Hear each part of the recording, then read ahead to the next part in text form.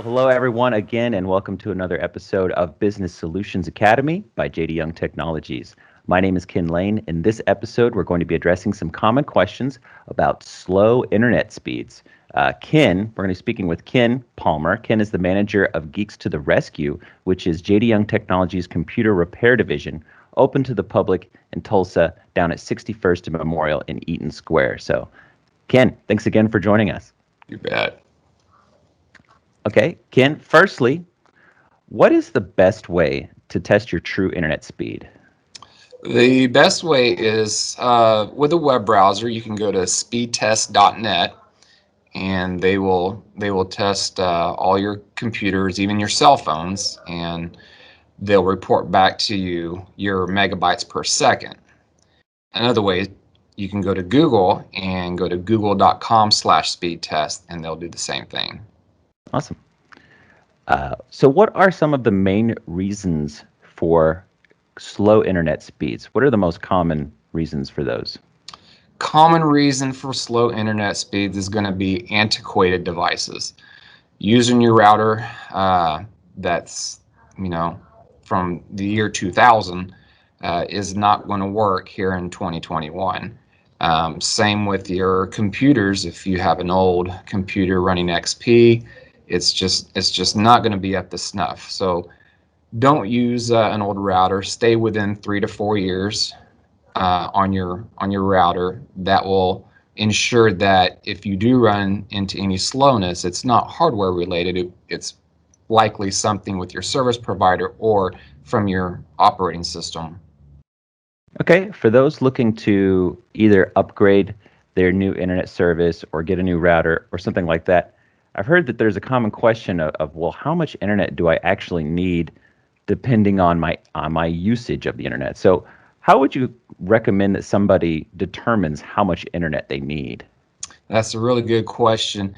As diverse the internet speeds are, families are the same way. You take uh, you know a single person in an apartment is not going to need a gig of internet speed versus a family of 8 and everybody has a phone, everybody has a laptop, everybody has a tablet. You're really going to need to bump up your megabytes per second from your service provider. Okay. So what would be some of the suggested speeds depending on uh, either how many people you have or what kind of internet browsing you're doing? Right. Plan on, if you're doing a streaming service such as Netflix or Hulu or even YouTube at that, they're going to require to stream a minimum of 5 megabytes per second, and plan on having a little congestion in between there. So double that at 10 megabytes per second.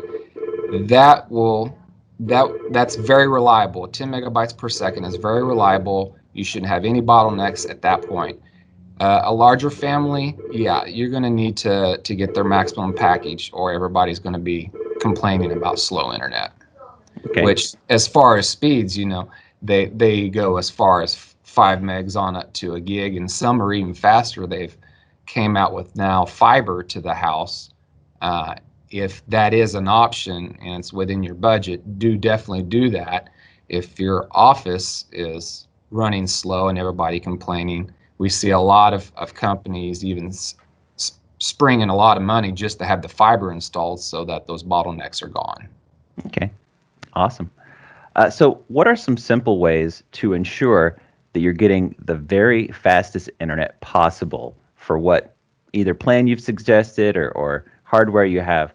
What's the best way to get the fastest internet possible? Good question. LAN or Ethernet is going to be your fastest option.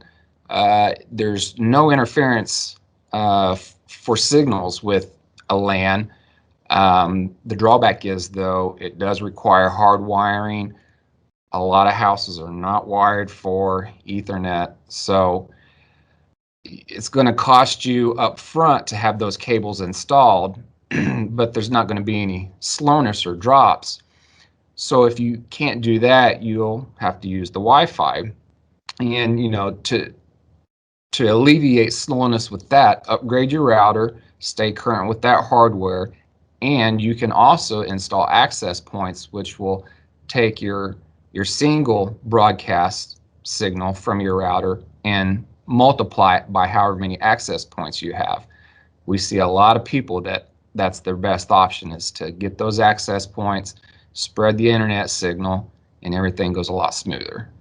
Okay. I've also kind of heard some murmurings about new Wi-Fi technologies that not everybody knows about, that are either up and coming or that are available right now. What are some best suggested Wi-Fi technologies that you'd recommend for people trying to maximize their speed? The Wi-Fi 6 is new, relatively new, that's out available now. Not a lot of people are using it due to cost, or they just don't know about it. And what the Wi-Fi 6 is going to do versus probably the Wi-Fi that you're using now is that, think of it like whenever you're using a cell phone and you hear the dropped calls or people talking, or it gets kind of scrambled. Well, that's interference.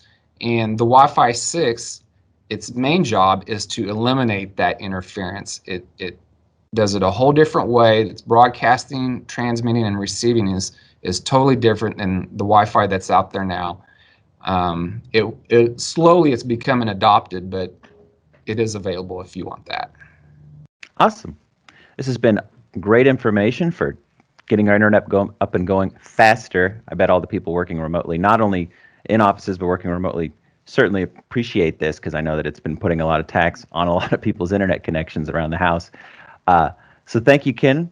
Thank you for joining us. And viewers and readers, thank you for joining us for another episode of Business Solutions Academy from JD Young Technologies. To learn more about Ken's work with Geeks to the Rescue, which is JD Young's computer repair division, you can visit geekrescue.com.